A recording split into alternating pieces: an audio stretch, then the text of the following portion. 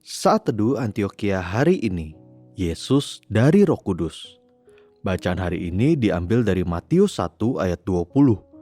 Tetapi ketika ia mempertimbangkan maksud itu, malaikat Tuhan nampak kepadanya dalam mimpi dan berkata, "Yusuf anak Daud, janganlah engkau takut mengambil Maria sebagai istrimu, sebab anak yang di dalam kandungannya adalah dari Roh Kudus."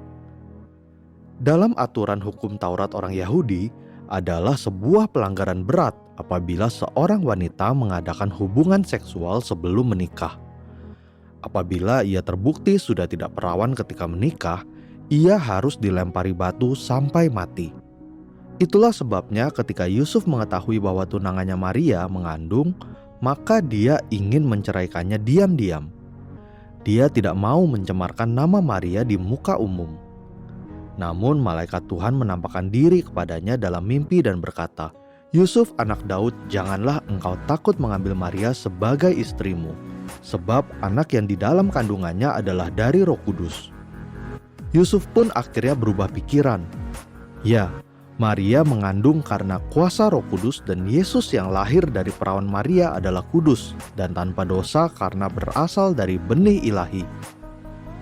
Kita sungguh bersyukur memiliki Yesus, karena dialah yang dapat membebaskan kita dari kuasa dosa. Karena dia telah mengalahkan dosa, maka kita pun dapat hidup dalam kebenaran. Saudara, sebagai orang yang hidup dalam Kristus, sudahkah kita menyerahkan seluruh hidup kita kepadanya? Apakah kita percaya bahwa dialah satu-satunya yang dapat menebus dan membebaskan kita dari dosa? Ingatlah, hanya Yesus yang dapat menyelamatkan kita dan memberikan hidup kekal bagi kita. Terimalah Dia sepenuhnya, agar kita beroleh pengampunan dan penebusan dosa serta hidup yang kekal.